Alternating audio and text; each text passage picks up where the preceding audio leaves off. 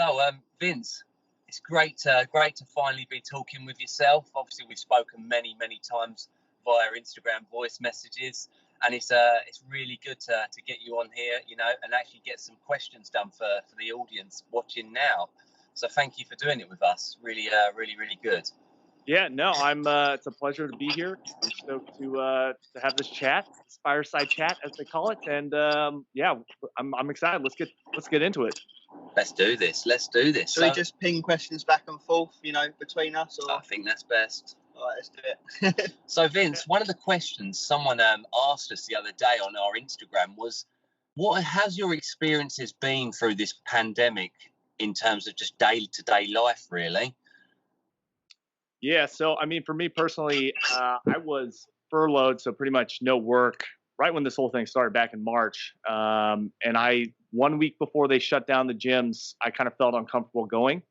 So I kind of stopped and then transitioned into all at-home workouts, which has been, I mean, it's something better than nothing. And you know, obviously I could be in a small apartment or flat and not really have space for it. But luckily, I'm fortunate enough to have a little bit of some space here.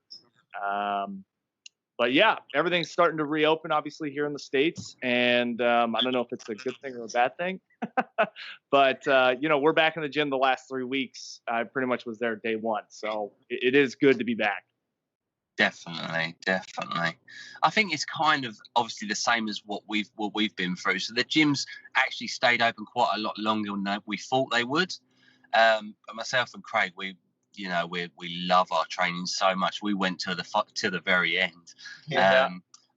Obviously, there's all sanitising all the surfaces around us, making sure it's all clean, like making sure people are at least distance out as much as possible. You know, it even came to a point where sort of 50% of the machines, every other one, was taken out of usage, really. But we still went, we still fought through, and then obviously since then, I've been lucky enough to continue working within a fitness centre, so I've been lucky enough to keep training. Craig, however, on the other hand, has done a lot of home training. I've withered away. Bless him. Bands and a single dumbbell, and that's about it, isn't it? Yeah. It's never easy. I'll say that. I've never done so many at-home workouts in my life. Just so boring. I don't know how else to put it.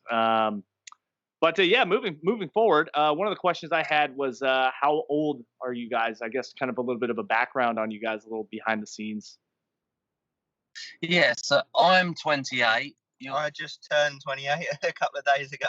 So yeah, I've joined Darren on that. And we've known each other since probably about 13, well, even earlier than that, really. But we sort of started, we was in the same high school as each other for all those years. And then we got to the age of about 18, 19 maybe, when we started, you know, talking more and actually started training at a local gym. And I think since then it just spiraled, you know, into bodybuilding training. You know, we attended as many expos as we could. We followed competitive bodybuilding back in the, you know, the Jay and Ronnie days. We met a lot of them. You know, I even was paying for backstage passes to meet these sort of guys wherever I could. You did the same, Craig, and obviously eventually it got to the point where we started the channel because we was taking these pre-workouts and didn't really know much about anything back when we started. And it just, yeah, like I say, it just transitioned into Review Bros as it is today. Yeah, and we've just kind of learned the process as we've gone, haven't we? We've researched ingredients, learned through experience, and learned it all on our own, really. How about yourself? Yeah, so I'm 32. I'm one of the older guys in the mix here. I know you guys just had that supplement roundtable with Sub Talk Radio, and those guys are a little older, I think, probably a little older than I am. But yeah, you know, I honestly was a twig in high school. I was a pretty small guy, ran a lot of track and swimming, none of the you know, hard hitting sports. And I put on a bunch of weight actually after a pretty bad breakup. And I kind of found bodybuilding.com, and Jim Stepani actually is kind of how my whole start kind of began in getting into training, and really just fell in love with the gym and the experience. And then obviously, you know, right about that time was when supplements, I think, were starting to take off, especially pre-workouts. I mean, Mm. yeah, I just remember some of those pre's being pretty insane. When And C4 is the MAA. yeah, you know, and so yeah, that's kind of where it all started, and then you know we started with kind of a vlog, kind of YouTube channel, and then moved into more reviews and just really trying to be more informative with you know, supplements and being educational. Definitely, I think between us, yourselves, between the other sort of review channels, we've definitely. I'd like to think we've helped a lot of people with their choices in supplements, and you know, obviously with the market the way it's so saturated, there's a lot of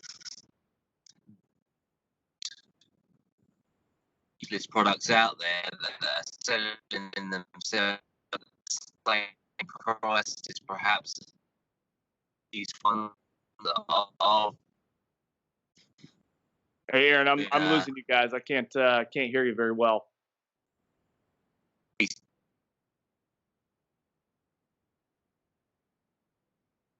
simply the crazes, and we just tried to keep going, really keep that that experience going.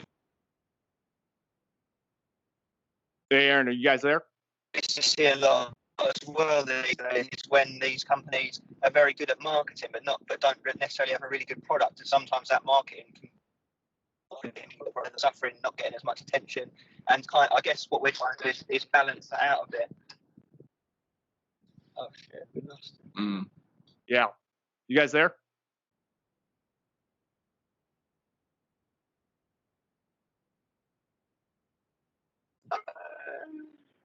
We'll have to do it in a 2-part video. You guys there? Yeah, we think we lost you for a second there. Yeah. Yeah, probably a connection issue there. So yeah, like we were saying, we think we've all done our little bit for the fitness community, and I guess we'll keep doing so. Against the grain. Yeah, exactly. Obviously, I guess we can get into that if you guys want to. But you know, there's a lot of us, I feel like, now coming to light. A lot of review channels kind of coming. I don't even know how to phrase it, but coming at you. Coming out. Coming at you. And you know, it's funny. Go ahead. I was just going to say we've had our fair share of drama the last few weeks, maybe even months, really. And I think that stems from passion, though. We really wanted to, you know, it was our goal to make sure we were 100% honest with our reviews, whether it be with anecdotal, actual first-person usage versus perhaps these labels that look very good, but then they just don't actually come together in the gym. And obviously, we've rightly or wrongly called these channels out that, you know, only give great reviews, positive reviews, paid reviews potentially even. So I do think that's where a lot of the drama sort of stemmed from. But like I say, I think that's come from passion, and I can tell you it definitely has come from passion. We just want the audience to have a true, honest, you know, representation of that product. And I like to also think that I guess that's why our views are generally pretty good, because people know that we're honest. And then you see these other channels and the views perhaps aren't quite as good, because despite them having, you know, gaining thousands of subs within weeks and perhaps days, people are catching on to their tactics, and but we always figured if we stay true to ourselves and honest, then you can't go wrong, really. Because you know, how can someone call you out for being honest? It's like exactly, there's nothing wrong with that. Exactly. Yeah. You know, at the end of the day, what's really interesting is, you know, I didn't start this channel to make, like, obviously this is not our full-time jobs, right, for us. And we're just trying to put out our own unbiased, honest opinions. And whether people want to take that with a grain of salt or they want to take it to the bank, you know, that's up to them. But I just, it's hard for me to understand. And that's, I think, one of the issues with social media and whatnot and influencers is that, you know, these paid reviewers or whatever sort of, however they want to phrase it, you know, incentives to market their company, which is basically a marketing company. We've talked about this before. I just feel like it has to be disclosed. And unfortunately, I understand that they signed these non-disclosure agreements to make sure that they don't release any of that information, but it just is unfortunate because it's basically like it's a big marketing scheme. You guys there? Yeah, can you hear me? Yeah, I got you now. Sorry. I was just saying, I just think that I like to think that people just, are starting to cotton on to the real reviews versus perhaps the paid reviews. And we're actually not against paid reviews, should they be fully disclosed. Yeah. There's a big difference. Honestly. A big difference. Yeah, it's tough, and like we, I've heard you guys talk about it before. Like we get it, we all get it. Like it's your livelihood, it's your income, but at the same time, like you're pitching it to consumers that this is a stellar product, and you're being paid in a way to be positive about it, and it just and like I said, they can't say anything because it's a non-disclosure agreement. But part of that is like, well, what about all of us guys that are out here? It's not our main hustle. We can be completely unbiased and honest. And like I said, I get it. I understand what they're doing. It's just hard for me to understand that, like, so many people follow it. I don't know. It's hard for me to get it. Passionately defend them. You think, yeah, what are you defending? Lies. Yeah. Having said that, on the other foot, I think that we've actually been very, very, very surprised with the amount of support that we've been getting over the course of perhaps what's kind of saying really, and that is that a fake it till you make it. It's very easy to perhaps purchase this support or these subscribers in the background, but then there's no one truly there to actually support them. So it's a case of they're faking it till they make it, and they're not made it, but they're still faking it. So I don't think there's as much fallout as perhaps we thought there might be. He's saying it's basically like Mysterio in Spider-Man. It's all illusions. It's all illusions. Yeah, I think, and obviously I've seen both sides of kind of what each party, I guess, is saying, and I'm again, unbiased. I really have no piece of the pie in this, but it is interesting to me. Yeah, no dog in the race. It's interesting to me that they, and I'll just say it, Price Plows. It's weird that their CEO, and I mentioned this to you guys, like their CEO, their creator of Price Plow, has not really come out and said anything about any of this. And like, I get it, like you don't want to deal with whatever negative press or whatever, but Ben's really the only one that's been talking about any of this. And I just find it really interesting. Like Heather has the takeover right now.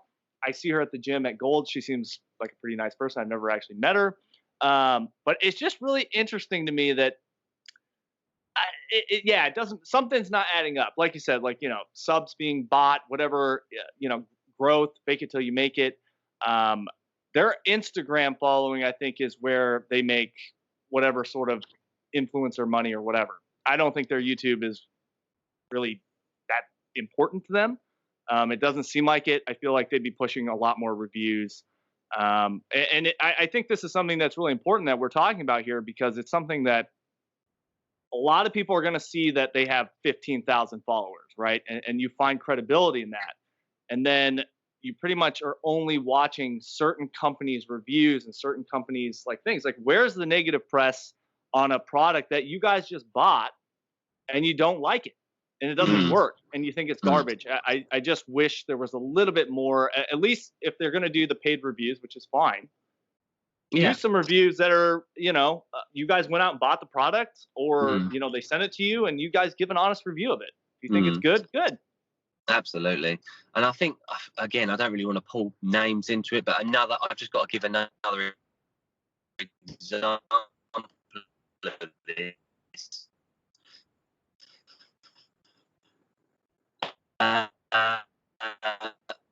Fitness Informant, literally 1 month ago, had 8,500 followers on Instagram. And if you used to look today, or I looked a couple of days ago, it was on 25,000. There's no way. And I'm not against that, but I think subconsciously, let's just say I was a new consumer, so I'm subconsciously going to look at that following, and I'm just subconsciously thinking they've got that following because they're literally. Whereas it's not going to be, not necessarily, but I don't think it's always my passion and my anger colours. We've grafted from stuff. We've grafted for it, and we tell honest reviews, and but more so because I'm worried that a new consumer, would fall for numbers versus actual reviews. I think that's probably my biggest passion is, you know what, I think a lot of people will fall for it because these guys are gaining thousands of subscribers weekly, or they're gaining thousands upon thousands of Instagram followers.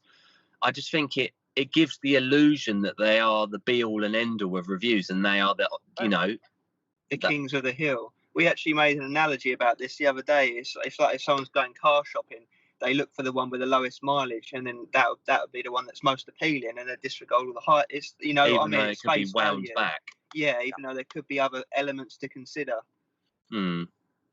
So yeah, like I said earlier, it does definitely stem from passion. Yeah, and I think that's what drives us all. You know, we're all kind of different. You know, I watched your guys' last two Sup Talk Radio kind of chats. And I mean, all five of you guys, we all kind of have a different spin on everything. And I think that's kind of the beauty in us, I guess you can say smaller channels, is that we all bring something different to the table. And I feel like we all kind of collaborate well together. There's not really, like I said, we don't, all of us have normal 9-to-5 day jobs.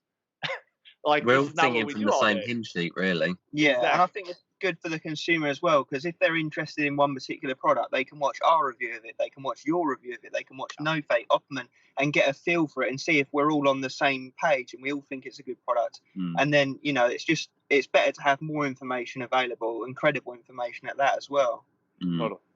Definitely. Vince, we actually moving on to a slightly different topic. We actually got a question. What's your opinion on natty versus enhanced? So this is an interesting topic, and I think it's not really discussed enough. Which it's funny I say that because I know there's so many like Natty or Not, you know, Penny KO, Philion, you know, there's so many out there, guys trying to call out. I personally, I don't have a problem with, and I think this is every fitness influencer, supplement reviewer, everyone would say the same answer because it's like the politically correct answer, and that's like, hey, if you want to take whatever, you take it. Like, I have no problem with you doing that. My issue, and I think everyone would say the same, is that when you don't necessarily disclose it and you're influencing, again, products to be bought. And I think it's tricky because, I mean, you look at the Steve Cooks and I mean, like guys that are not bodybuilders, right? That just have a good or great physique pretty much year round. And I'm like, what is going on here? You know? And you see them just doing like triathlons and not even weight training. Nick Bear. Like, yeah. Prime example. I'm a fan of BPN. I've bought some of their products. They're here locally in Austin, but I literally watch his videos and I'm like, this guy is running 8, 9, 10 miles a day and lifting. And he's like 20, I think he's around 28, 27, something like that. I'm like, you got to be taking something. And you know, it might be something, you know, some TRT, or hormones that are prescribed to him because, you know, his doctor or whatever is giving it to him. But it's tricky. I don't know how you guys feel. I'm okay with it, like I said. I think it actually links very much to our previous conversation in that it's an illusion that can sell products. Yeah, it's not going to sell if he comes out and he's like, yep, test so much a week and train. And I think as time's gone on, I think more people are aware of, you know, this topic, and more people are aware that, you know what, you can't just take BPM flight and turn into an absolute animal bodybuilding Ronnie Coleman, you know. So I think people have become more aware over the years. Myself and Craig I think have always been along the same lines as you. As long as you disclose that, then do you know what, it's fair enough to a degree. As long as you try not to influence young kids and whatnot to do it, then I think I think that that's kind of fair enough, as long as you've disclosed. It's kind of like disclosing a paid review versus not. It's you've got to be honest in the fact that these supplements are not gonna give you my physique. Yeah.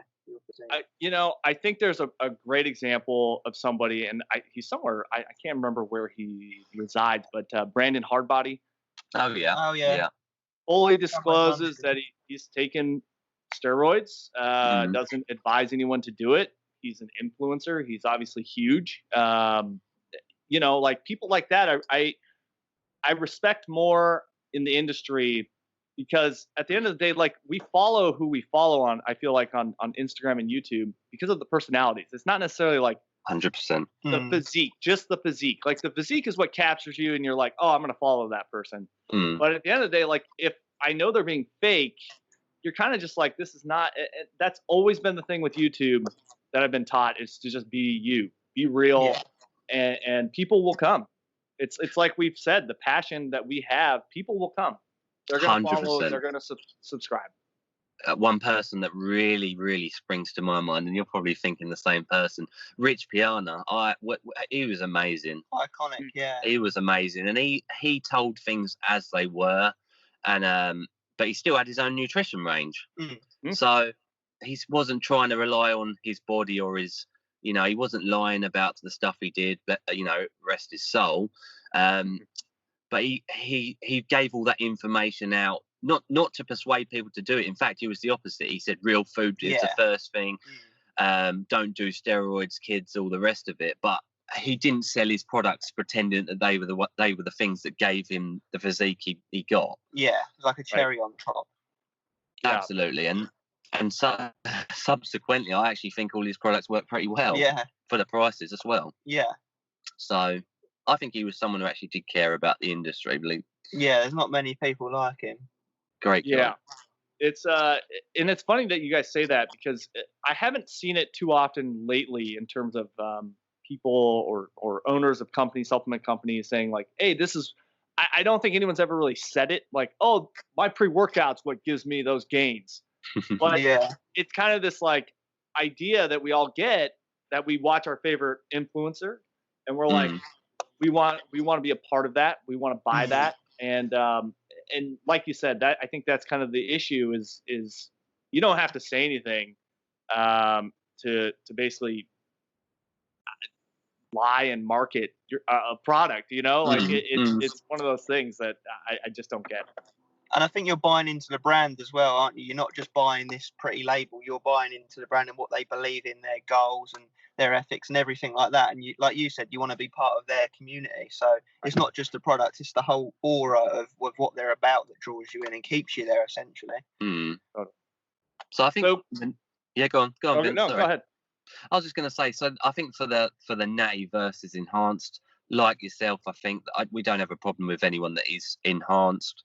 We're not ourselves, but it's always been considered. Perhaps we've just decided to stay down the healthy route and the longevity route, then we can keep the channel going as well. And so then we're only relying on the products for what we receive back as such. So, but absolutely no problems with people who do. And actually, part of me thinks that they should be legalized, since there's a lot more information, then doctors can help. Control over it. Yeah, so then there's a lot more information out there on them, so then people don't make ridiculous decisions. They're not taking 7, 8, 9 compounds a day and all sorts of things. They're just the information is there, and the doctors can help, and they can buy it. It's not, for me, it's not the same as like taking cocaine or heroin.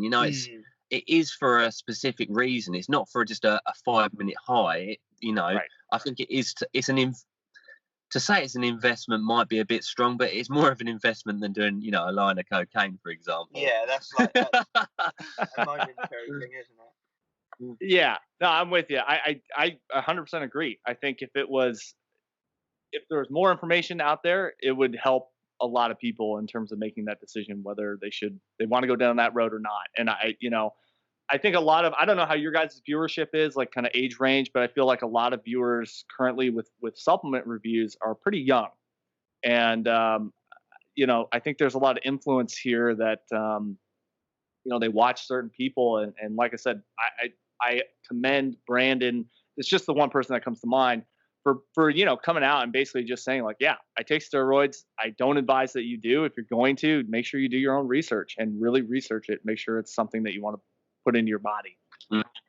Yeah, you've got to be 100%. You've got to have done research. Yeah. You should just not risk anything just because, you know, some random person on a forum said this is what they do. So yeah. Another thing I think is a concern, particularly in the last sort of 5, maybe 10 years, is SARMs and people downplaying how much they can affect you, and the sort of misinterpretation of them because they come in a shiny bottle. You can purchase them over the internet and have them delivered to your front door. They come in a pill form. They're much easier to do. People almost convince themselves that it's more like just a test booster or something a bit, you know, friendly with no negative side effects, when in fact a lot, depending on what one you take, obviously, could have the same or worse side effect than a lot of steroids. So I think that's something that affects a lot of the youth as well. It's just jumping on SARMs, not really knowing what they are. Yeah, no, you put in things, target words like fat loss, muscle building, all the standards on those bottles. I literally just saw it on one of the call out channels. I won't say who. Literally trying to market, you know, like, this is what I take SARM wise. Here's where you can get it. And I'm like, these kids don't know what this stuff is. I mean, you just, it's being marketed, and it's a miracle. You just have to do. Yeah, exactly. So take this, buy it, and this is what I take. But at the same time, I will say this: I think there needs to be, like you said, more information about SARMs, people talking about SARMs and steroids and the use and kind of negative. It's like a review. You got to show both sides. You know, the positives and negatives. We do get asked to review them, actually, funny enough. From SARMs? Yeah, we have probably at least a few requests a month, don't we? Yeah, we've even been sent them by quite a lot of companies. Pre-workouts, you know, we'll open package one day, the pre-workout will be in there, and in there with it will be a little bottle of SARMs. It'll be an easy, quick, you know, a big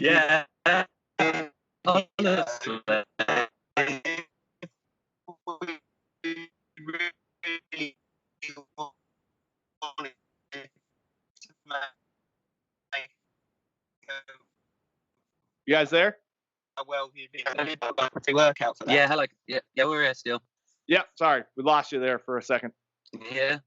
No, I was just saying. Craig was just saying it'll be a difficult thing to start moving into those realms, because it would then become hard to differentiate the results from, you know, endurance is up, absolutely everything gets better or worse because of SARMs.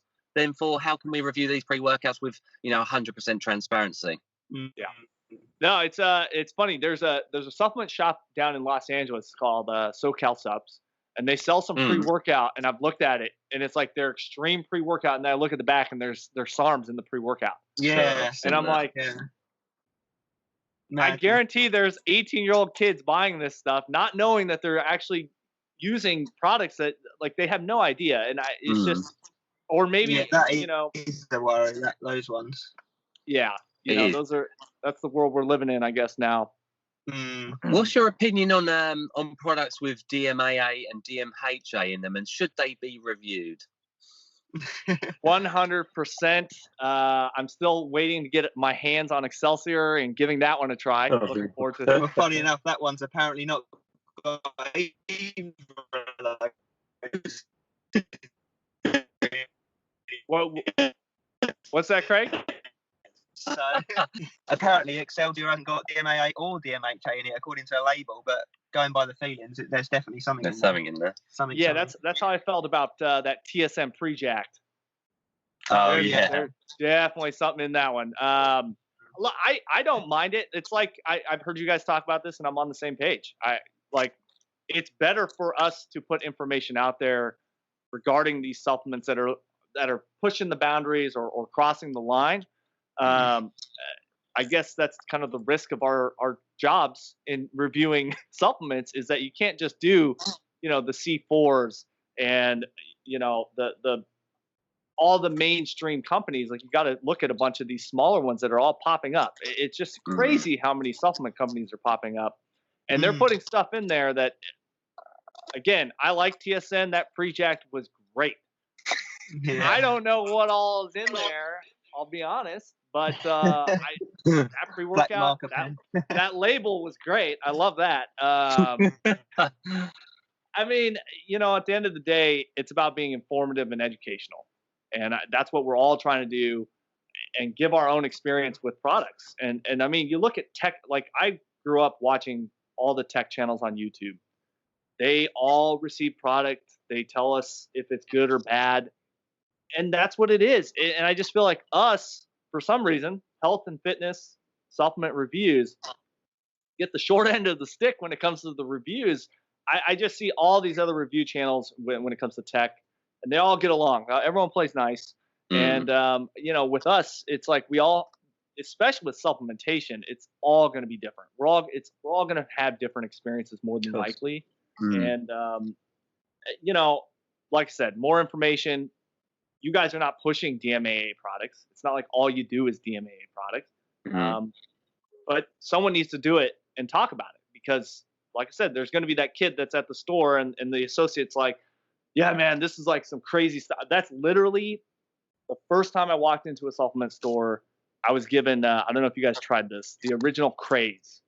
Yeah. Like, that stuff hit hard. And I remember I even gave some to my dad. And I mean, I won't sit here like mind blown. Like, again, I didn't do my research. I didn't really understand what was in it, and I was a young lad, and you know, not healthy for my dad to be taking at his age. We have to talk about it because it's important. Yeah. And rightly or wrongly, there's actually a huge percentage of our followers that want to see these sort of things, like the more hardcore pre-workouts. So, you know, rightly or wrongly, we're going to review them. So there's information for those people. Yeah, we'll never push for products to be sold. Yeah, or cherry pick what we review. Yeah. We'll Well, just review. I just had we're kind of shift gears here from all the I guess the drama questions. Yeah. I guess did you guys think you'd be where you're kind of at now when you guys started 2 years ago? No way. No, not at all. We didn't plan this at all. We were very, I don't know if you've seen our early like beginning videos. They were awful. They were really bad. We were just off the cuff, sitting exactly like we are now. We didn't even know anything. I don't know how we put a video together. We were just talking, really, weren't we? I mean, we had no foundational structure to the review. I don't even think we knew what beta-alanine was when we first started. We couldn't pronounce a lot of the words off the label. I don't encourage anyone to go and try and find our old videos. No, not unless you want a good laugh. So I like to think we've learned a lot since then. Yeah. Well, I know we have. We've learned a lot about hours upon hours of studying through ingredient to ingredient to ingredient. So no, the answer is I definitely didn't think we'd be where we are now. Obviously, we get sent products as soon the day we got sent our first product for free was amazing. Yeah. And that was a good 2 to 3 months after starting the channel. We just bought our own ones and just reviewed the one scoop off the use at the, going to the gym. Cheap ones off the shelf in home bargains. Anything we could get our hands on. We was talking about it. We weren't with no science behind it. Nothing like that at all. Yeah. Even the editing, nothing. It's just a complete straight video. It felt itchy. It felt good pumps. Yeah. I don't know if I'd do it again. Yeah. Some people actually did like that more raw style review, though. So the answer is no, not at all. And I'm very, very grateful for where we are today. You know what? It's I think we've found our groove in terms of the structure of our reviews, the layout, the time. You know, all of those things. We've kind of fell into a nice sweet spot. I think of keeping them 10 to 15 minutes. There was a point where our reviews were lasting 25, 30 minutes. And yeah, we've slowly condensed them down to the main bits that people are interested in. How about yourself? Well, I'm sure you guys can tell. We mentioned this right at the top. I mean, I started in video and film production when I was, I think, 12, 10 years old, working with VHS tapes and Super 8.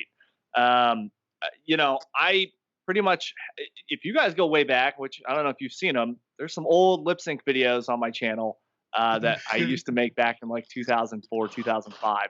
And we used to make videos for fun. And, you know, like I said, I started watching some fitness influencers like Max Tuning, Christian Guzman, and whatnot on YouTube. They're kind of some of the original guys that started on YouTube. And then this idea of like, let's just start vlogging. Let's just start like doing it. And yeah, those videos are terrible. Absolutely horrible thumbnails.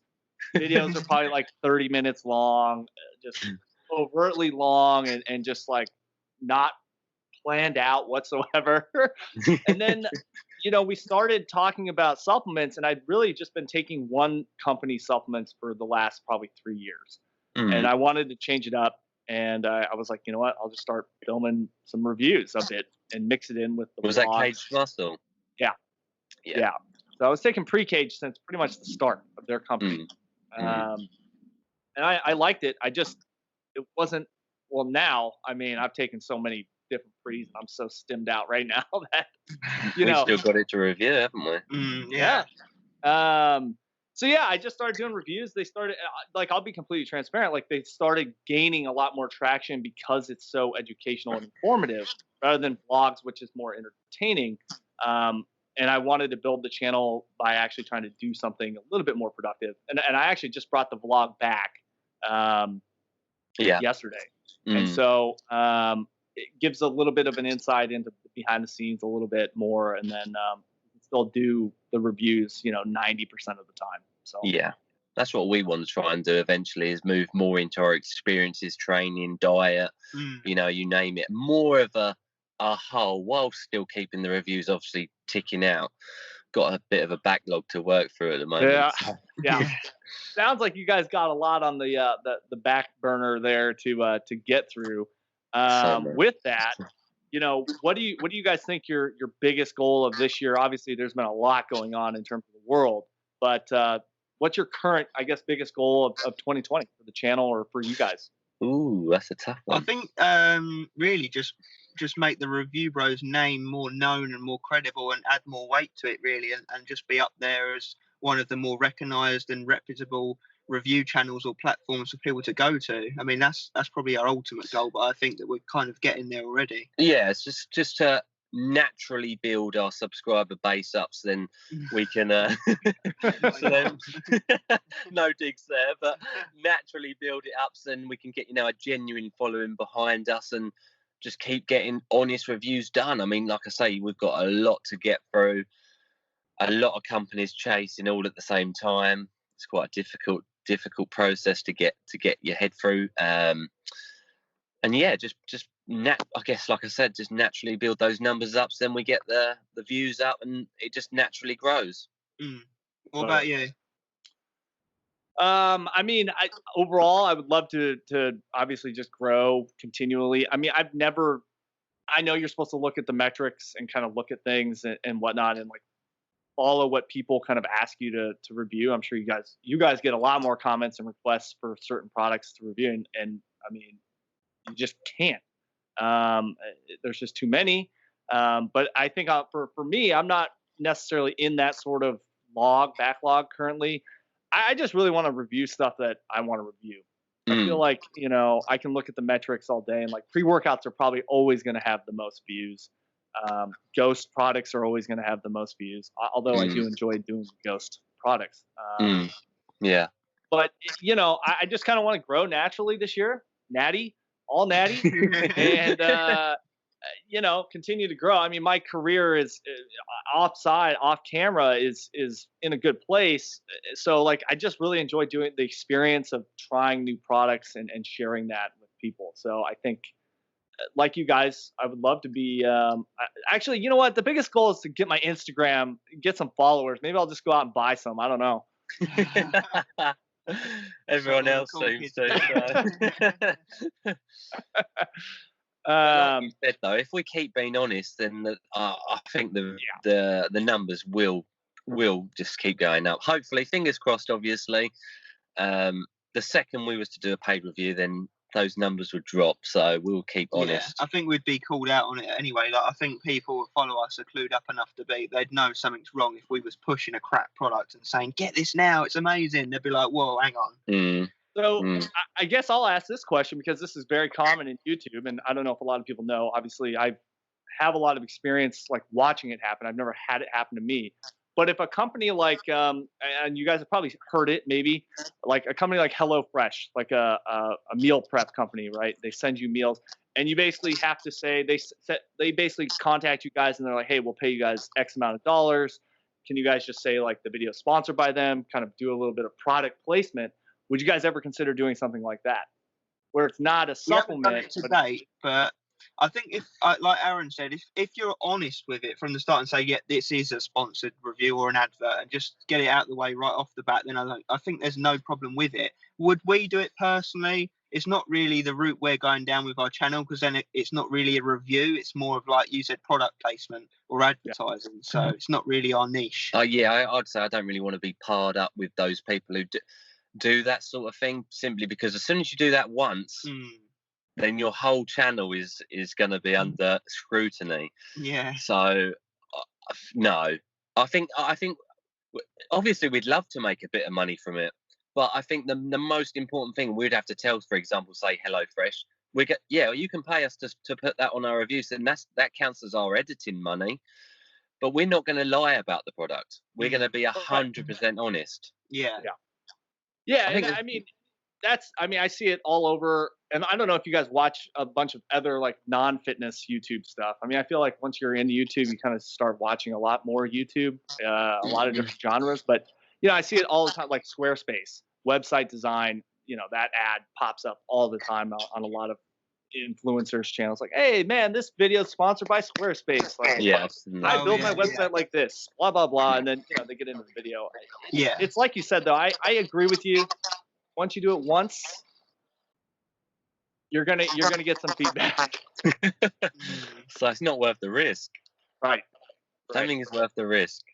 Yeah, totally. So I think the answer to that is no, we won't do that unless we could 100% prove that we'd had conversations with these companies saying we're going to keep 100% transparent. Up to you if you want to go ahead and do that or not. Yeah. Cool. One thing that's always interesting to me with you guys are very active on social media. We've been talking about this pretty much the whole time, but how do you guys manage Instagram, Snapchat, YouTube, Facebook, like all the social medias? You guys are all over it, and I've just watched you guys grow with it, and you guys are crushing it. Well, luckily, the two main platforms that get most spam, I would say, interaction with the Instagram and YouTube. So they're the two ones we juggle between. Snapchat and Twitter and Facebook are kind of not as big, so it's not too bad staying on top of them. But I would say Instagram's the biggest one in terms of juggling the DMs, comments, posts, everything coming in left, right, and centre. People chasing up reviews, companies and followers. But if there was only one of us, I don't think we would last very long. I think the key factor here is having two of us. And if we're working at different shift patterns, then you can pick up whilst I'm at work and vice versa. Take it in turns to do things. So it's never a point on our page where not one of us is active on it for more than 5 or 6 hours. Which is where we actually respect guys such as yourself, Fitness Deal News, Opperman. I could not run this channel on my own. No way. Daunting to think about. Yeah, and that's, I think, why my Instagram is so small. It's just, one, I'm a little bit older, so Instagram in my brain is not really like top of my food chain.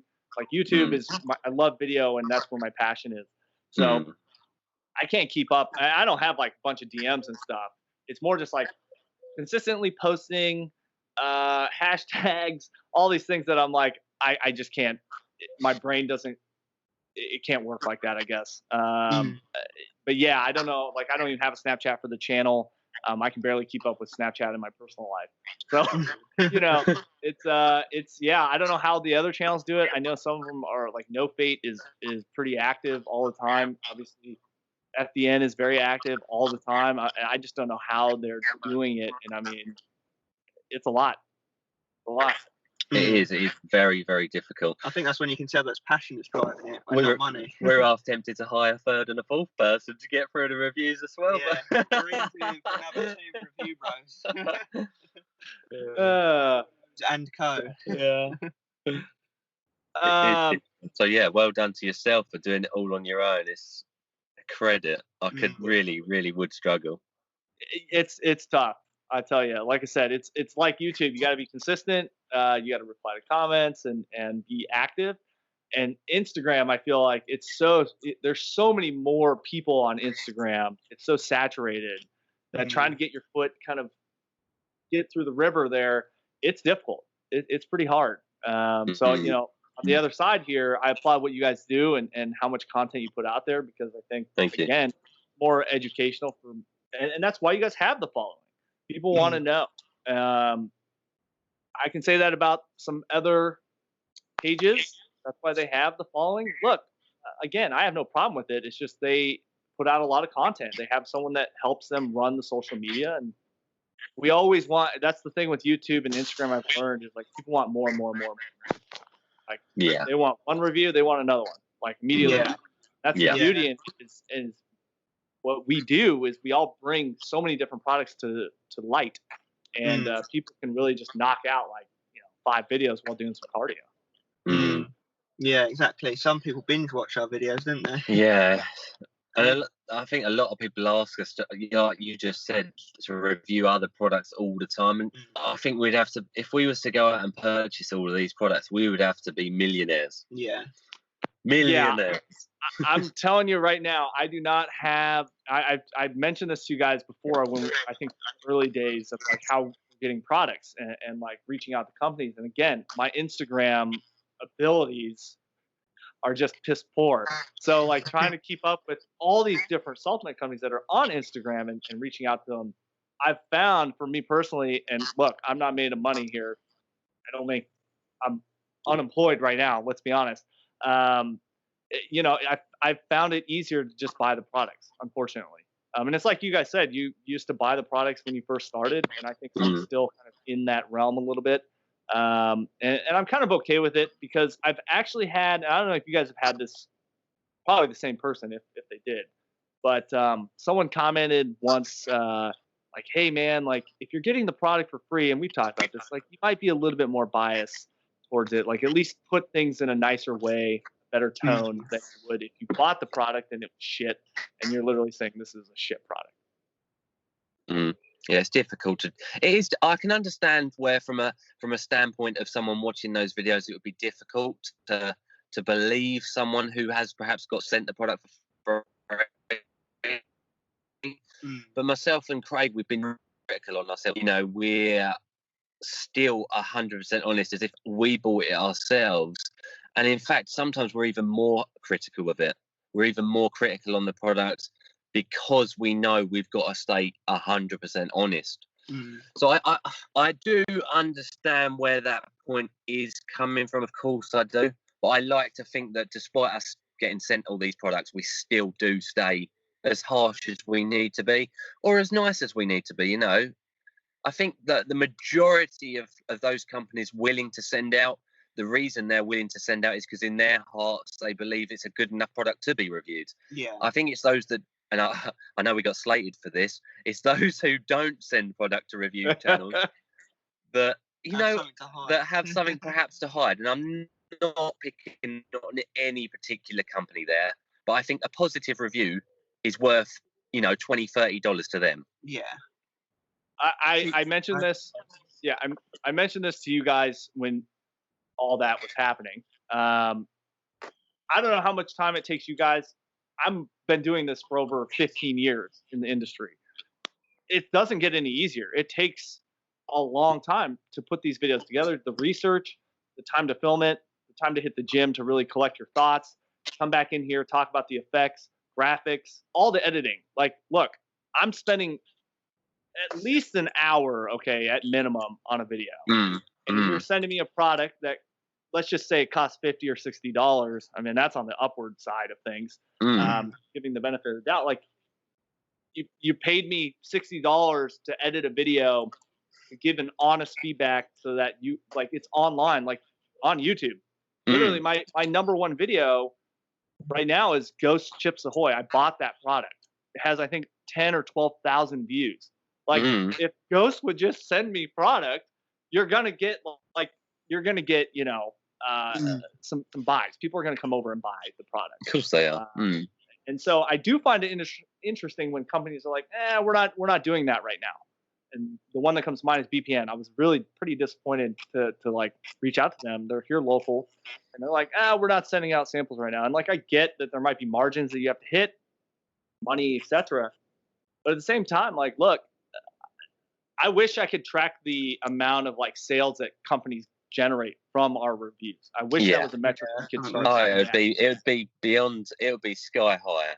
It'd be crazy. And even the negative reviews, I think people still, it's, you know, I said this before, you know, good press, bad press, any press is good press. So even if you're talking about a product that maybe is not so good, but the price is great, someone's going to go buy it. You know, like they still find value in that. Of course. Yeah, exactly. There's even been really powerful illicit ones that we've said, "Cool, now too strong for us. We wouldn't recommend it. You know, we didn't like it. It was just too much." People go, "Where can I get that from?" Then let's have a look. We're like, "Well, it's a generally negative review," but they're like, "I don't care. I like the way that sounds. I'll have a bit of that." So, like you said, it can go either way, even if it is a negative review. So why they don't send it out is beyond me, and that's why perhaps I said that comment on the Instagram that day. It's because in our hearts we know how much we could generate for them. And the problem is that they don't realise that about half our following or viewers on YouTube are from the US. So some of these companies go, "Oh, you're UK based. I've got no, you know, my products don't reach overseas at your end of the world. So there's no point us having a UK review channel do it." But they don't realise that a lot of our viewers are based in the US, and then it would aid their decision in purchasing it. You know, I think it's something you guys are at, I think, a very good point where, like you said, there's companies reaching out to you, trying to send product. You guys have a huge backlog. It's, look, it's their loss in a sense. You know, like I made a joke with Jerry over at Optima because we just did a collab that's going live here in a couple days. And I was like, man, we should both just buy the Morphogen stuff, and then we'll just see how we feel. Like, let's just give it an honest review. Like, look, I have no problem calling out a company when they're this all our opinion. What we're doing right now is all of our opinion. I'm entitled to that. I'm not, you know, being negative or saying anything bad. I found that whole scenario funny to watch. I'm sure it helped drive a bunch of traffic to their page. I'd never heard of Morphogen, to be honest, until then. So again, I found their products. Now they're all over, you know, Price Plow, and they're talking and information about the product. So again, when you take a step back from all the drama and all the fun stuff, I think the company is still getting good, you know, press, and they're still getting people to learn more about the company. And if they don't want to send us products, at least there's some information out there and people can find it. Yeah, and it's actually, it worked out all in the end because Ben sort of, you know, come out and said, like, he basically made peace with us. Yeah. So I do believe we will still one day get that, and even retailers and distributors send product to us. So we'll always get products one way or another. So and we'll still, even though despite that perhaps that scrap over Instagram, we'd still give it an honest review. So I think we will do that one day. Yeah.